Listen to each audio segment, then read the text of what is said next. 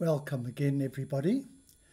Welcome to our fourth lecture, which is about using a breadboard. Now, already this name must sound funny to you. What's a breadboard? And the name comes from the days when people were making themselves radios and so forth. The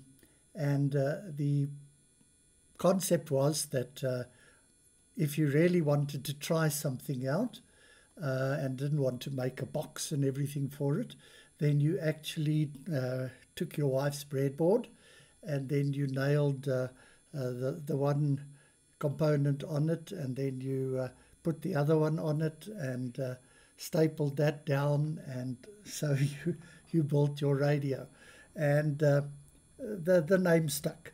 So breadboard means something that very easily you can prototype and make something that is similar, that later on you will change it to something similar but prettier, maybe in a box or whatever.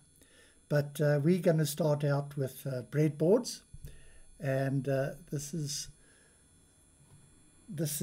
where we're going to go on this in this lecture. Right, what does a breadboard look like? Well, in your kits you have two types of breadboards, and they're relatively representative of most breadboards. And here on the left we have these multicolored ones, of which you, I think, have a yellow one and a clear one, and they are for smaller projects, just a little IC and then a couple of stuff around it. And then for a larger project, one uses this breadboard, and it's very handy, and you can make interesting things using it. Right, so how do the breadboard connections, how are they made inside the breadboard? Well, it's very simple. For these types of breadboard, all of the holes in a row are connected. Okay, so all of those holes in that row are connected, all of those holes in that row are connected. Sorry, get my pointer right. All the holes in that row are connected, all the holes in that row are connected, all the holes in that row are connected, and so forth. Okay, but there's no connection between that row and that row. So that's how those breadboards are connected up. Then the big breadboard, the middle rows are similar to the ones we've just seen. All of those holes in that row are connected to each other. All the holes in this row are connected to each other. All the holes in that row are connected to each other, and in that row, etc., etc., etc., all the way up. I got tired of making little arrows. But then on the sides, we have a blue line and a red line, a blue line and a red line, next to rows of holes, and all of those are connected. All the blue line are connected there. All the red line are connected there. Same thing, blue line, all of those are connected. All of those are connected. And not in all breadboards, but in some breadboards, there's a break here. Okay, so if you're going to be using this row and that row, the best is just to put a jumper in from this row to that row, and then all of them will be connected. And the same thing, a jumper there, all of those connected. However, you can have 4 different voltages lines, because obviously these are the power lines. So you can have 4 different voltages with which you are powering your device. A voltage for each of these pairs of power buses, and that then gives us how the breadboard is connected. Right, so now we're going to get into some real programming, and that'll be exciting, and enjoy.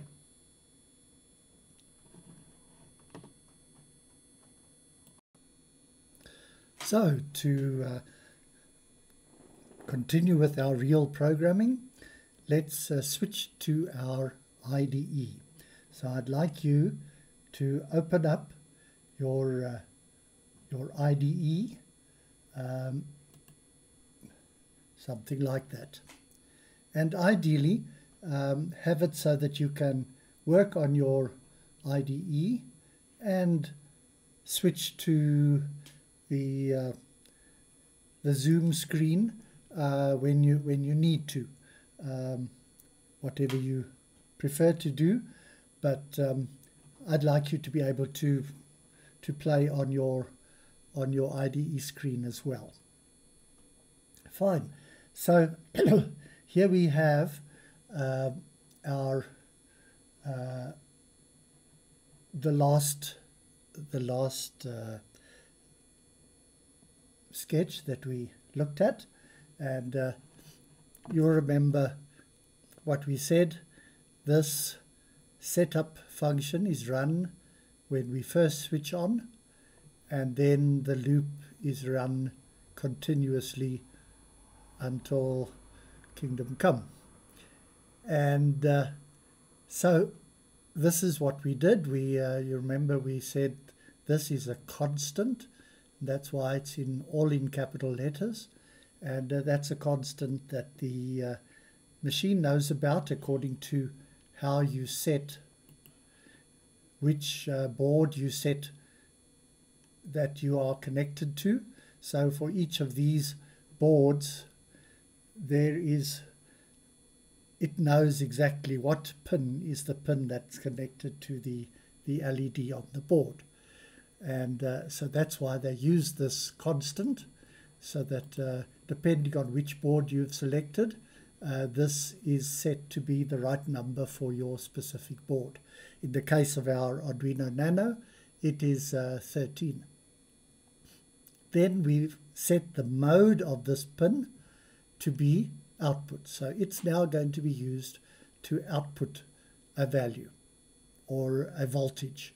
And because it's just a digital output, it'll either be close to 0 volts or close to 5 volts. And close to 0 volts we refer to as low. The machine also knows that. And close to 5 volts we refer to as high. The machine knows about that as well.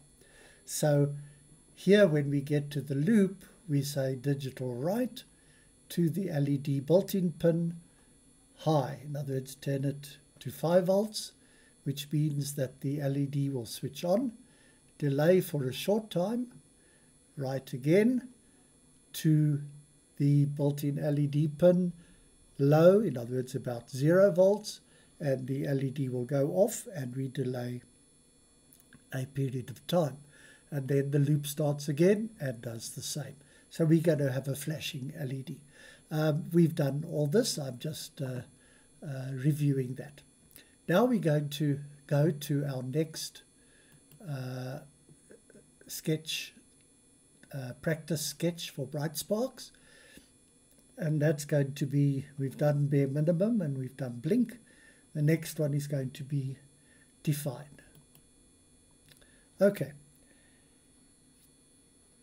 As I told you a moment ago, these all in capitals are constants. They are specific value, and the machine knows about output and the machine knows about LED built-in. But what if I want to help myself to know that high will switch the LED on and low will switch the LED off? Well, then I can put up here at the beginning of my sketch 2 defines. And the first define, hash, and then define, space, and I'm defining that on, or LED on, is what the machine knows as high, and LED off is what the machine knows as low. Okay, so I can now rewrite the sketch to be LED built-in. That's still the same, but instead of saying high, I explicitly say I want my LED to switch on. And there I explicitly want my LED to switch off. So we could use defines to help our lives later on and have a better description of what these things are. It's on makes it high and off makes it low. Notice there are no equal signs here. It's just whatever happens before the first space is the replacement for whatever happens after the first space. Okay, so on will be replaced by high when it's doing its work, and off will be replaced by low.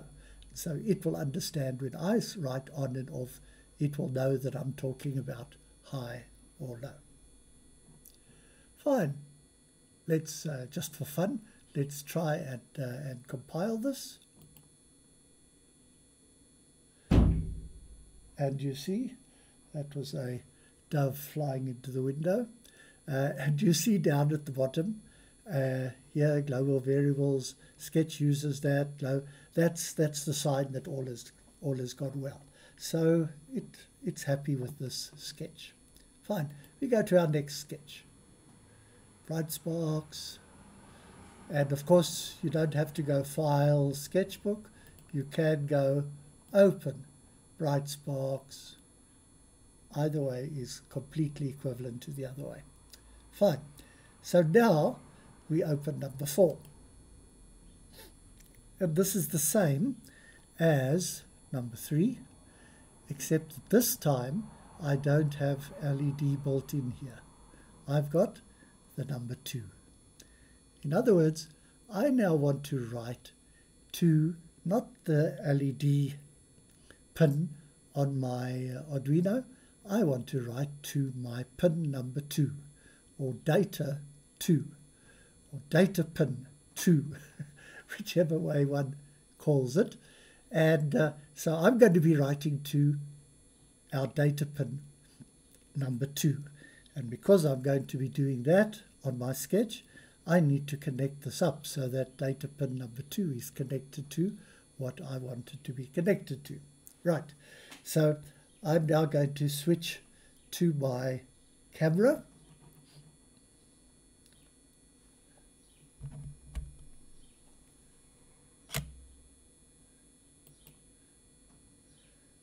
And with a bit of luck, that will come up. There we are. Okay, so we're going to need a couple of bits and pieces now to connect up our first experiment. Firstly, we want to plug our nano in to one of the small breadboards, and that's what you see there. It's all been nicely soldered in, courtesy of Amanda, who practiced that.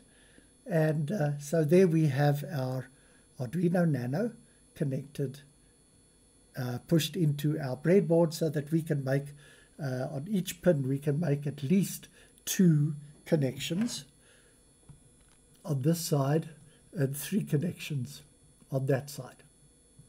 Remember that the connections are between the pins and the row adjacent to. So now bear in mind that our camera is looking from the middle.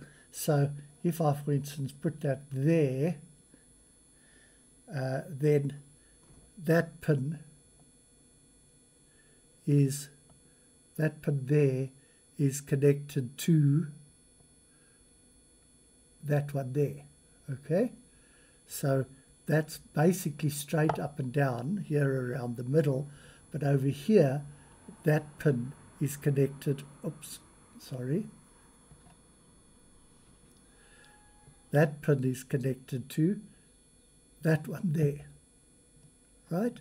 So that pin is connected to that, that pin is connected to that, and so on, which looks a little bit skew from the perspective of the camera, but of course where you are looking at yours, you'll see that the pin is directly next to those holes that it connects to. Okay, so there's our nano. We'll put it aside for a moment and we'll have a look at our breadboard. And you will have one of those to play with. Now, you remember that I said on many breadboards, there is a break over there and over there between the positive line on that side and the positive line on this side. The negative line on that side and the negative line on this side. And so what I've done, which is kind of the easiest, and you'll now find out why you must bring a stapler along. You just click your stapler so that the staple comes out without having been bent, and you put your staple into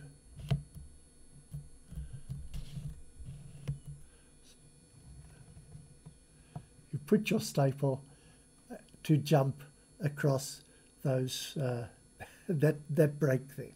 Of course, you can make a little wire and plug it in there, but kind of the quick and dirty is use a staple. And whenever you want to jump a total of how many is it? Total of 6. You have 1 hole, and then you skip 1, 2, 3, 4 holes, and then you plug into that hole again. So when you want to skip 4 holes or connect 2 holes 6 apart, then an ordinary staple does the trick beautifully. Of course, it's not insulated, so obviously if you put something in that hole there, you don't want the wire to be touching that. So you won't really do that unless this is insulated. And one day when you have a chance, you can make a little insulated wire that jumps between those two. And of course, you can always use one of these guys, and we can plug that in between there and there. This is now our jumper wire.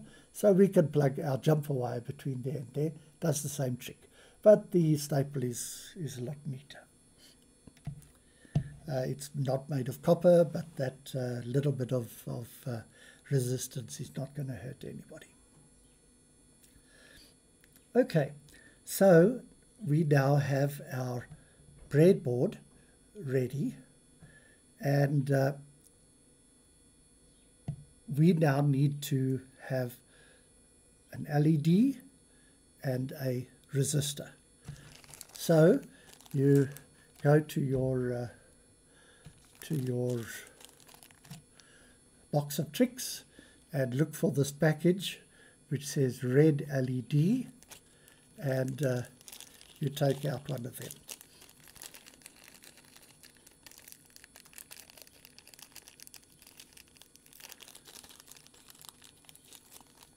Okay, so there we have an LED which I've taken out of our red LED packet. And I'm going to put it on the wood because that gives us a bit of a better contrast to see what's going on. And I'm going to blow this up.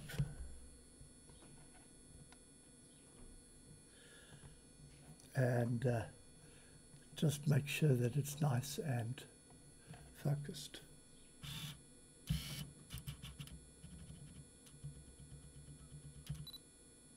Right.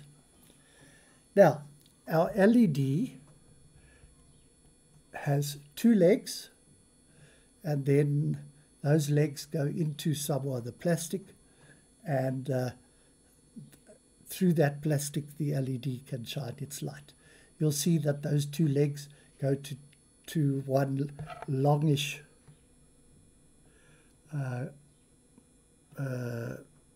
connector, and then the short one over there. And if we really had a bright microscope, which a magnifying microscope, we could actually see there's a little wire going from that up and touching this, and at that point where they touch, that's where the light comes out. So that's kind of how the LED looks on the inside. You'll notice that the other side, there's a short leg and a long leg. And the short leg is connected to this large thing, and the long leg, let me get my fingers out the way. Right, so the long leg is connected to the small connection inside, and the short leg is connected to the large inside. Now, these are given a very fancy name, but you really don't have to remember it. And that is, that little guy is called the cathode, the anode, and this big guy is called the cathode.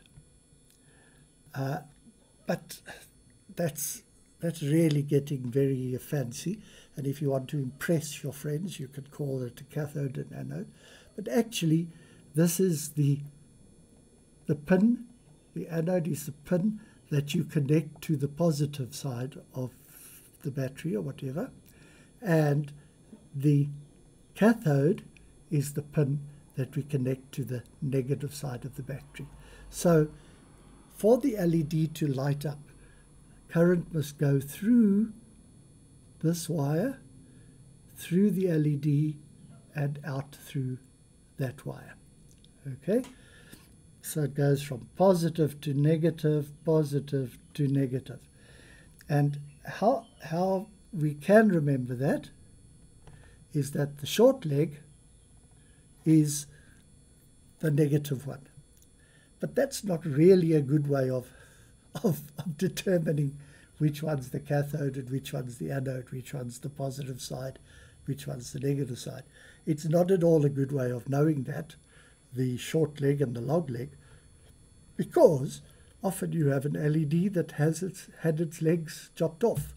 And so this guy, which one's the cathode and which one's the anode? Well, if we're lucky, we can look inside the LED and see there's the small leg, and there's the big one. So this must be the anode and that must be the cathode. But there's a better way of doing it, especially if your LED is very small or if it's not transparent. You will find on any round LED, you will find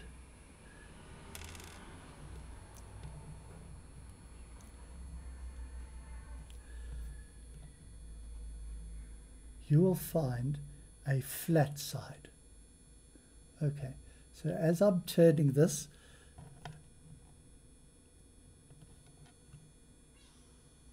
do you see there is a flat side on the right? Okay, and another way of seeing it is to take it from the side and rotate it,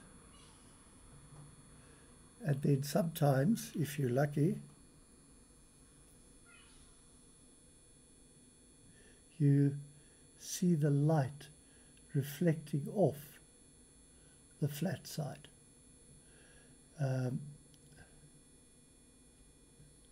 It's not doing so well now, but you can do it with your own one. Just hold it as close as possible to your eyes, and as you rotate it, you will see the flat side lighting up, which I'm still struggling to do on my under the microscope here, under the camera. but I think you'll all have done this by now.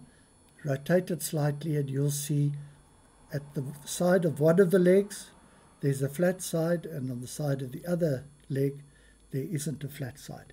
And the flat side is always the cathode, the one with the big leg here, the negative side of the LED. If you want the LED to shine, you want to go from positive through the LED and out on the negative side. There is the flat side of the LED. Now, I have a short way of remembering this, and that is, if you roll your LED on a surface, you'll find at a certain point there's a flat side at the bottom, right?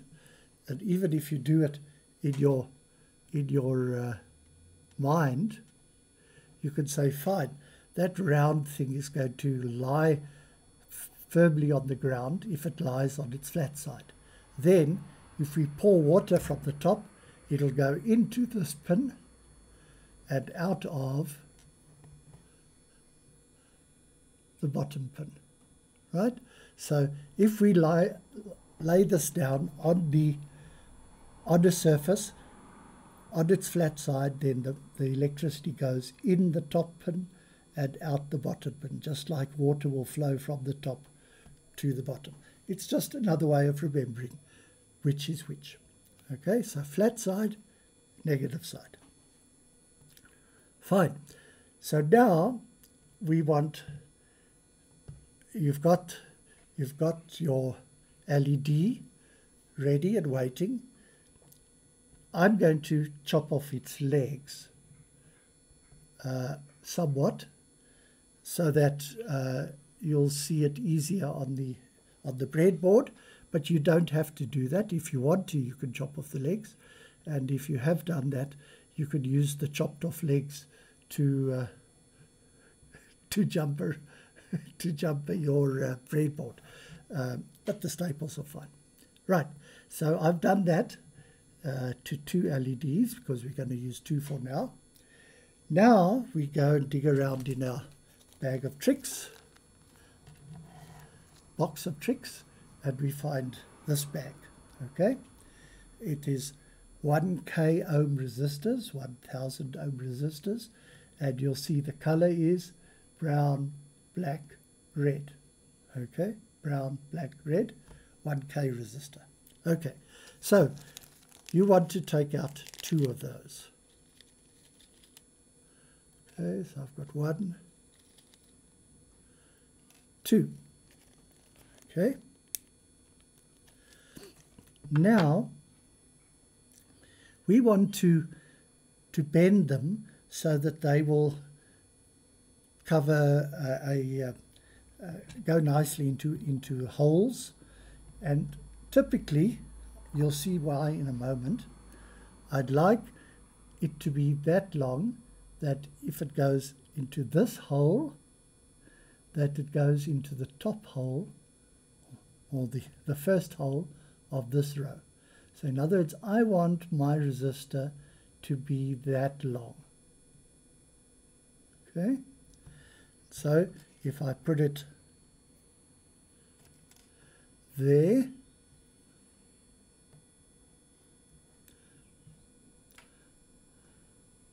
I can see that I need to have,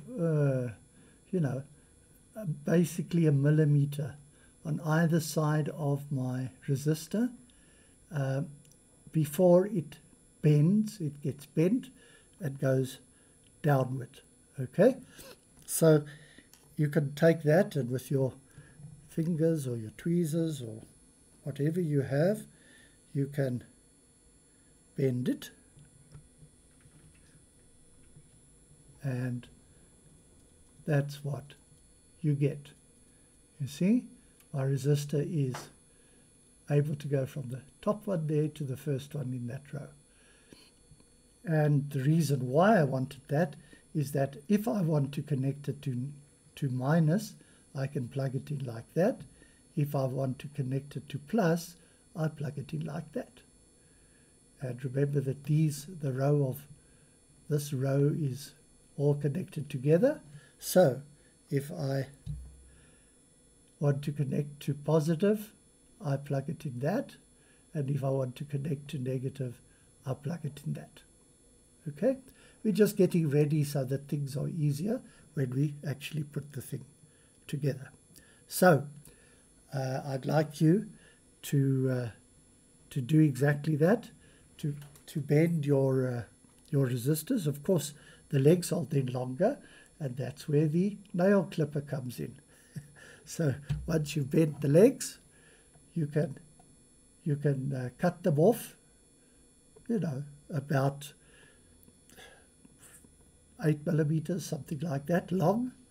You just clip it off with your nail clippers, and you have a nice resistor bent nicely with the correct length of leads. And we would like to have 2 of those. Okay, so make sure you have 2 of these, and in my case I've just clipped off their legs except for the little bit at the bottom, and the little bit at the bottom is so that they plug in flush into the breadboard. So we want 2 LEDs, but you can leave them like that. It's completely up to you. And 2 resistors like that. Fine, so I'm going to pause the lecture, and we'll talk to each other and help each other until we all have reached that point. Right, I trust that you all now have 2 resistors and 2 LEDs handy, and we'll now start connecting things up. Right, so I put those to the one side, and now we want to actually connect up our Arduino Nano. So on our Arduino Nano we have this connector, and that is of course our USB-C connector, which connects to the USB on our computer. And so we have already used that to program the Arduino Nano, but we also use it to give it 5 volts. So we don't actually have to have another battery. For our first experiments, we just use, my apologies, we just use our computer power from our USB, 5 volts, and we use that to actually power our Nano. So looking at our Nano, if we zoom in, right, and I try and focus that a bit better.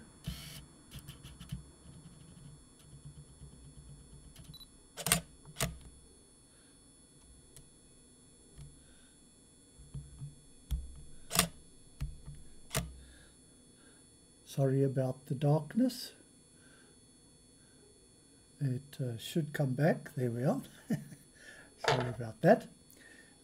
So now, if we look at our Nano, we'll see these names on the side by each pin, and on the other side as well. And so we need to have a ground pin and a 5 volts pin, because we want to power up our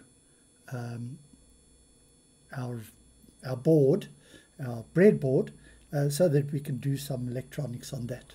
So the 5 volts and the ground come in from our computer, but we want to take them out of this as well and feed them into our breadboard. So we look around and we see that there is the ground pin and there is the 5-volt pin. Okay, and sometimes that is marked VCC, which is a historical source, but don't worry about where it comes from. V for Victor, Charlie, Charlie. So there's our 5-volt and there's our ground. And we're going to connect the jumper from our ground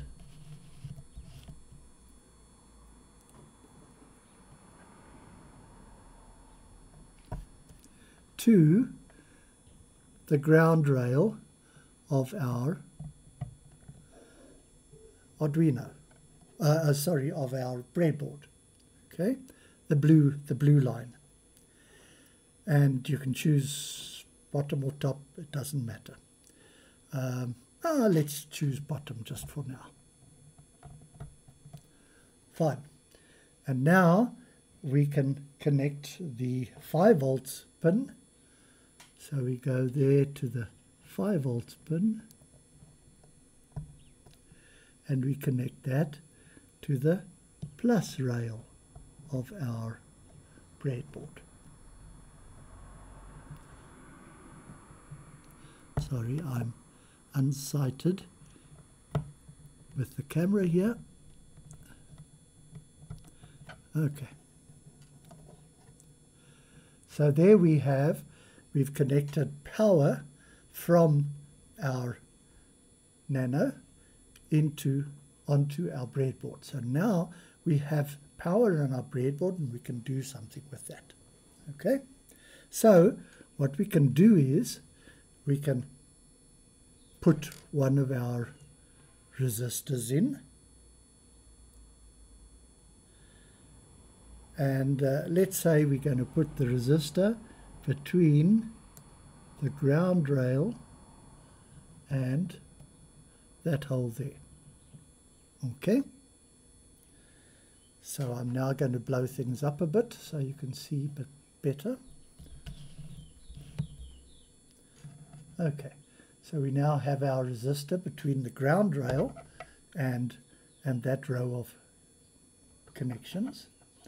Okay, and we're now going to plug in our LED, and we need to have, seeing this is the side that's going to be connected to ground, we need our LED flat side to be on the right. So I'm going to just plug that in there. Okay, and the flat side is on this side because that must be connected to the more negative side of the power. So the positive power comes in this way, goes through the LED, through the resistor, and down to ground. Now, why do we have the resistor in there? That's because the LED can accept a large amount of current, but it doesn't like it at all. So if we just connect the one side of the LED to 5 volts and the other side to ground, then a massive amount of current will go through it and blow it immediately. And LEDs are such that the more current you send through them, the shorter their lives. And therefore, if you send them an unlimited amount of current through there, it'll blow immediately. So what we do is we limit the current with this resistor. And for those of you that are not major electronics boffins, a resistor just resists current flowing through it. And the bigger it is, the more it resists it.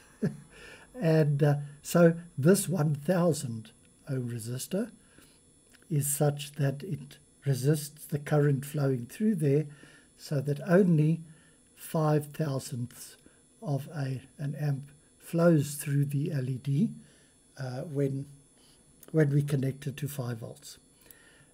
Now, this value of 1000 ohms, or 1K, 1 kilo ohm, this value is often made smaller so that we get even brighter with our LED. But as I said, an LED, the smaller the current that flows through it, the longer it lasts. And so therefore, I'm kind to our LEDs, and I just put a 1K in there, and you'll see it's ample bright enough when it lights up. Fine. So now, remember that I chose to talk to my number 2 pin, right? And if I now go to the left and have a look down, I can immediately see, even without changing anything, there's my D2 pin, right? D2. There's another ground there, incidentally, that I didn't mention. You could have used that ground, but it's nice, this ground being close to the 5 volts. So there's your D2 pin, and that's the pin we're going to be talking to with our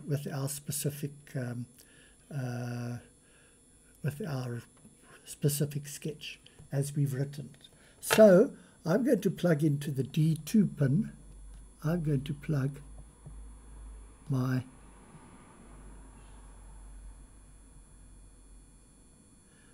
connector in there, right?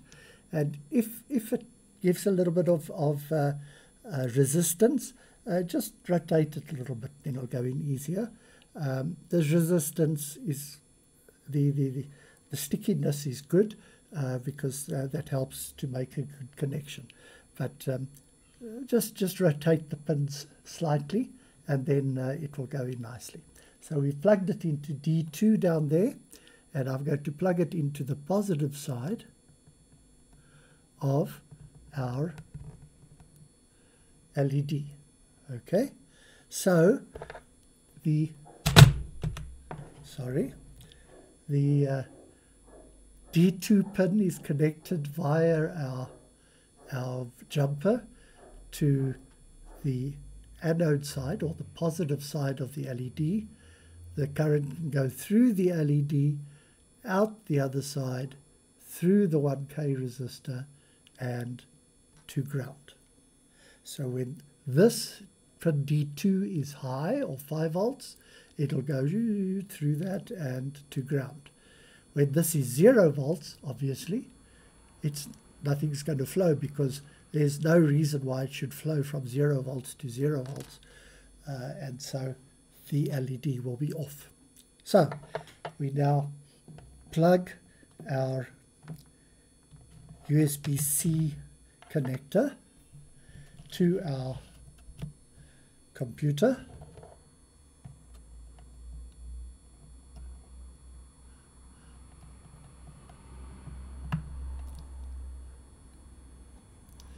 Right, and we see that there's power now at our Arduino Nano. So let's go back to our IDE and look at our program and load it into our Nano.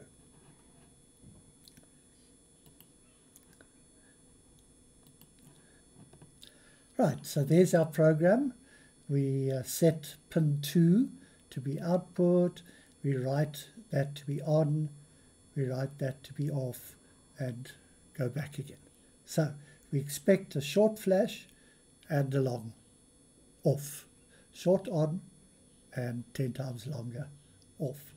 So we go up here to our upload button, and we go up here to our upload button, and we click on that, and we see it compiled, and it happily did the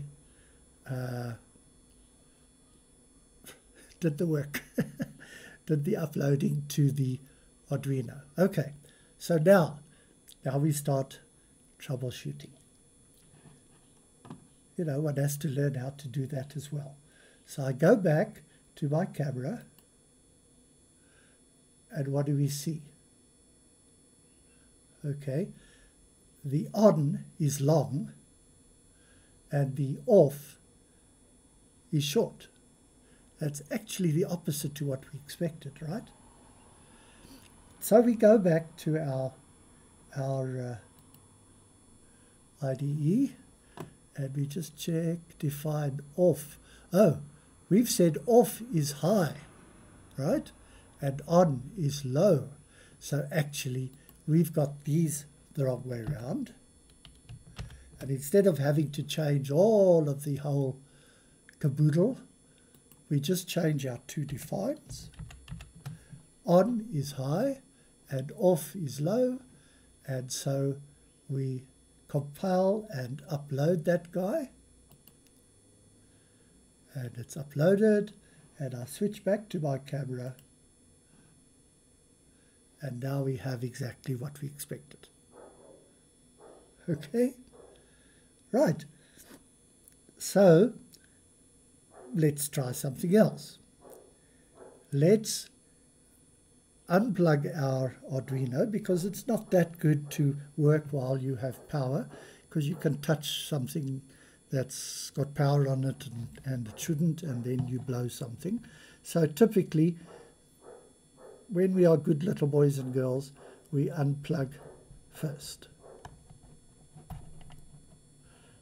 Right? And I will be the last to say that I'm good every time. But here, what do we have? We have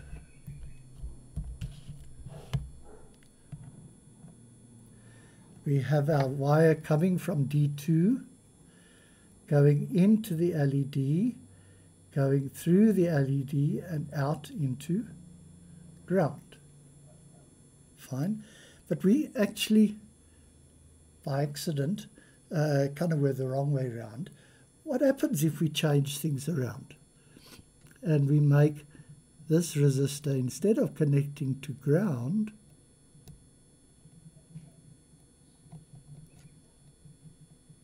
we connect it to positive?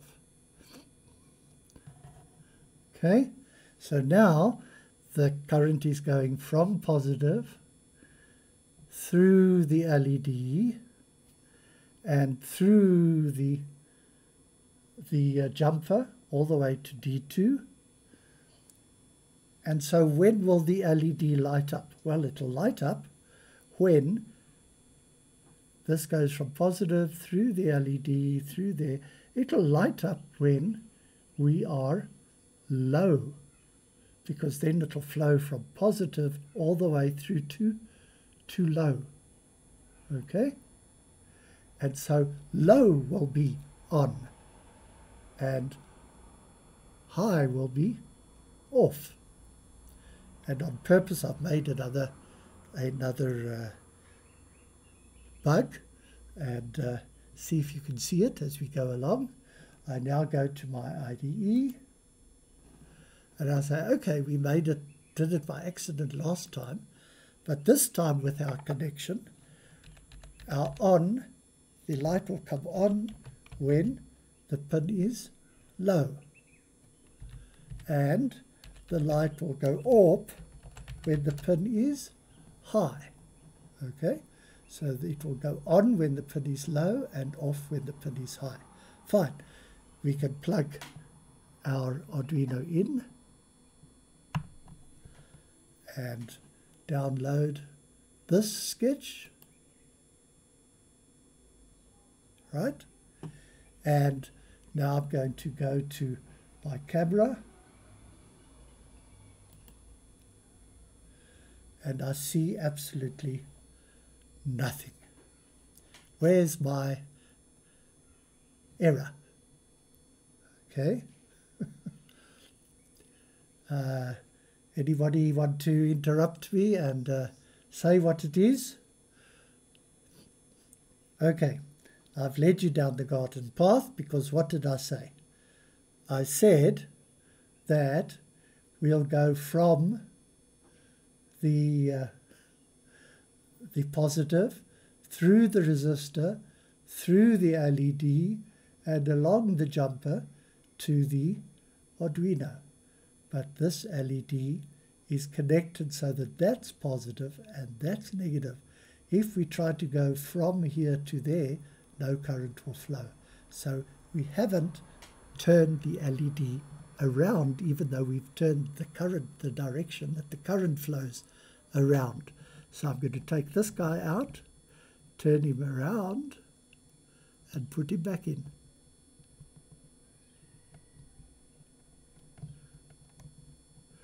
Sorry. I've put him in the wrong hole.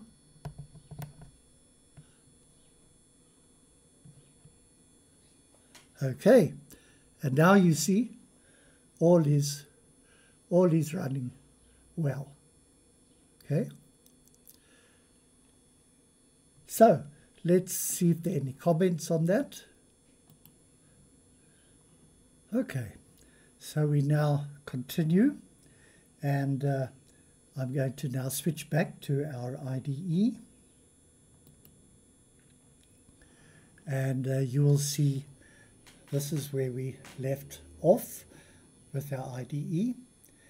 But notice that we've used pin 2 now, and previously we used LED, the onboard LED constant.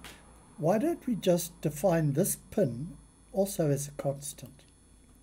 So we're going to load another sketch that I've prepared, and you see the only change now is that I've defined something called my pin. I can call it anything because now that's my choice of the name of that constant. So I call it my pin, and I say it is 2. Right? So if I now upload that, let's make that short and that long. If I now upload that,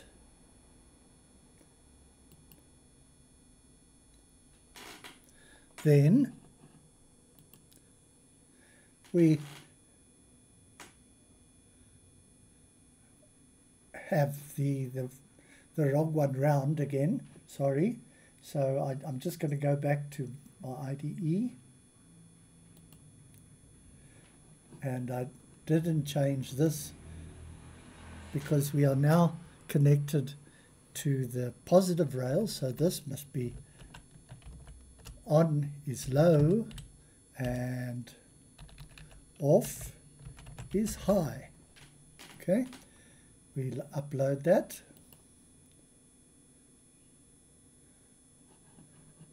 Sorry, I could rather let you see the uploading. So we compile that and upload it, and everything's honky-dory. And we go back to our camera, and we see we are doing well. Fine. If I go back to my IDE and I change this to 3, my pin is now 3, and I upload it. All uploads fine. See what the camera says. Nothing. Why? Because I've changed my pin to be pin number 3 instead of pin number 2. So I'm going to go and change this to number 3, and as you can see, we are cooking with gas. It's correct again. Okay, so I can just for fun change. Just for fun, I'm going to change this to 7 and upload it, and go to the camera, and nothing's happening because I need to go up to number 7, and we're working again. Okay, right, now all of this high and low and off and on, and are we going from the plus through the LED to the pin, or from the ground to the LED to the pin. I might have confused you, and that would be completely normal.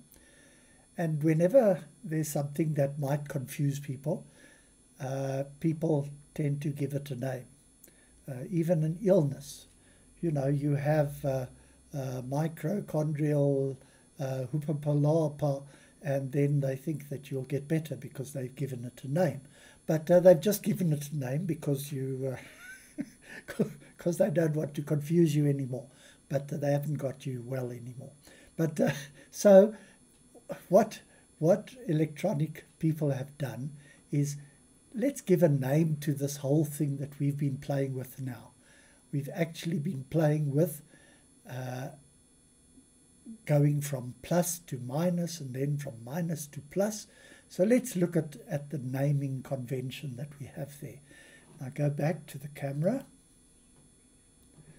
And how are we connected at the moment? Well, we connected that the power goes from plus through the resistor, through the LED, over the jumper lead, and into my data pin number 7, right? And the thing happens that I want to happen, okay? Obviously, you want something to happen. That's why you're building it. Okay, so you want this to flash on for a little while. So the thing happens that I want to happen when pin number 7 is low, because it goes from plus 5 volts through the LED, through the connector to low. Then the light comes on. When this goes high, the light goes off. Okay. So we refer to this pin now as a sink, just like a dishwashing sink, right? It's got a plug in it, a hole in it with a plug in it, and if you open the plug, all the stuff drains out. So when this pin goes low, the current drains out through it, and so it's called a sink pin. Right, we're using this pin as a sink. Okay. Now, we had it the other way a moment ago, and so I'm just going to change that, and I'll be naughty and just change to connecting to ground. And we must remember to turn our LED around.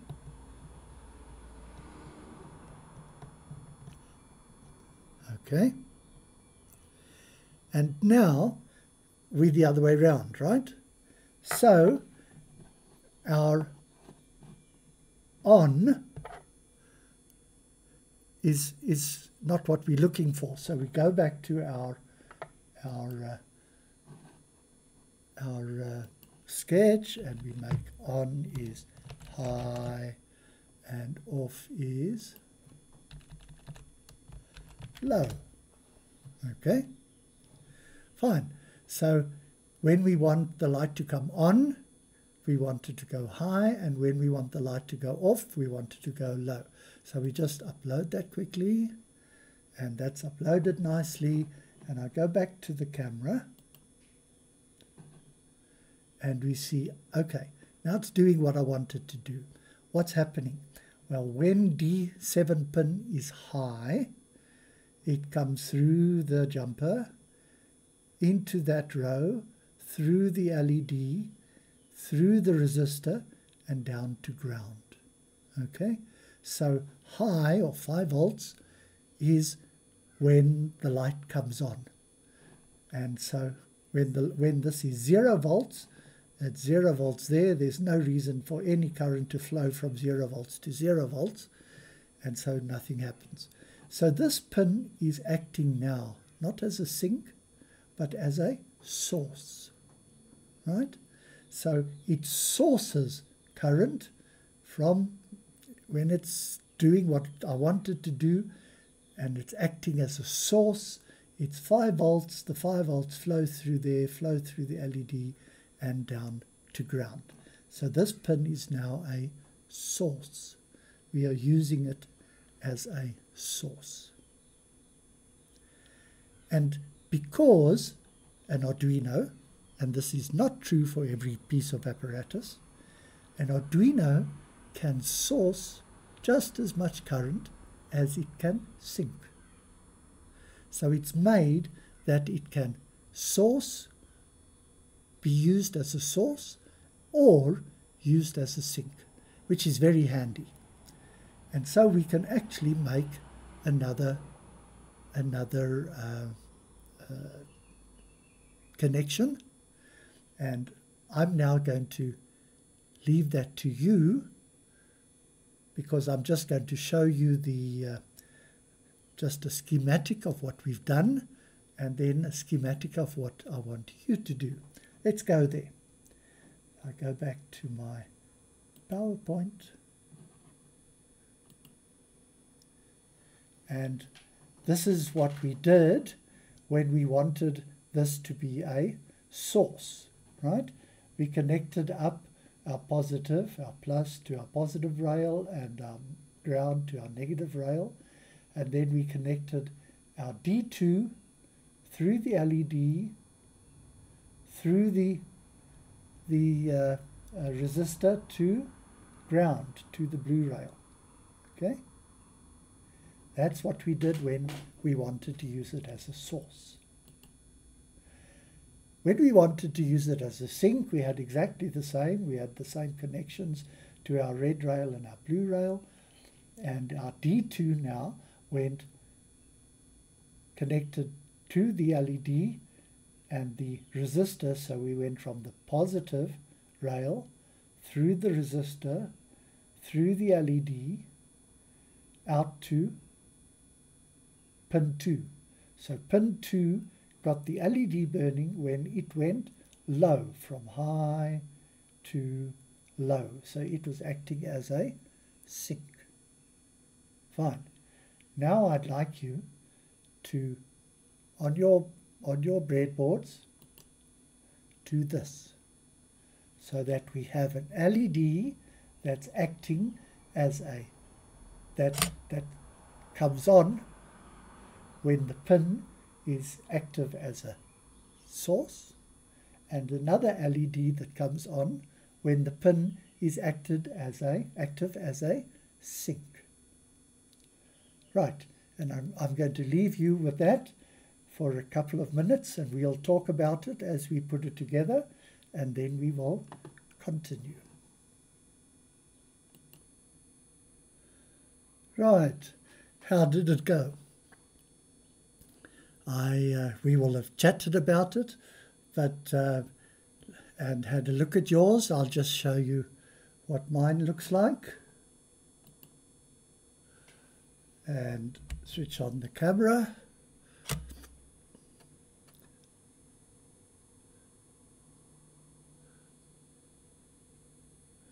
Okay, and right. So that's what my solution looks like. There's no right and a wrong, except if smoke comes out. That's kind of wrong, but that means try again, and maybe read the instructions. And so there's no right or wrong, but you'll see what mine is. Here on the left, I go from positive, right, from positive through that back LED into the middle line there, and back through the jumper to pin 7, and alternatively from the jumper out through that middle line, through this LED, back through the resistor to ground. So this is my one. The one LED is using the pin as a source, and the other LED is using the pin as a sink. So I can, for instance, now just have it flashing light back and forth, and just going to make that the same size as that. Upload back to the camera, and that's what we what we have made for ourselves. Okay, and now actually I can finish off this lecture by looking at another sketch, which I'll look at now, and I'll open BrightSparks source sync. Right, so what I've done now, I've defined some defining again, and I've said when I have a source and I want it on, then the pin must be high. If I have a source and I want it off, the pin must be low. If I have a sink and I want it on, then the pin must be low. If I have a sink and I want it off, then the pin must be high. And that's our pin number. And we can have here, and this happens to be we have the sink. So if we want to write the comment there, this pin sinks current. And so because we've defined these up here, I can very easily say, okay, I'm treating this as if it is a sink. Let me check my circuit and see whether I actually have this right, and so forth and so on. Right, so we have learnt about sinks and sources, and we have learnt about putting them together on the breadboard, and you have some nice flashing lights to play with between this lecture and the next one.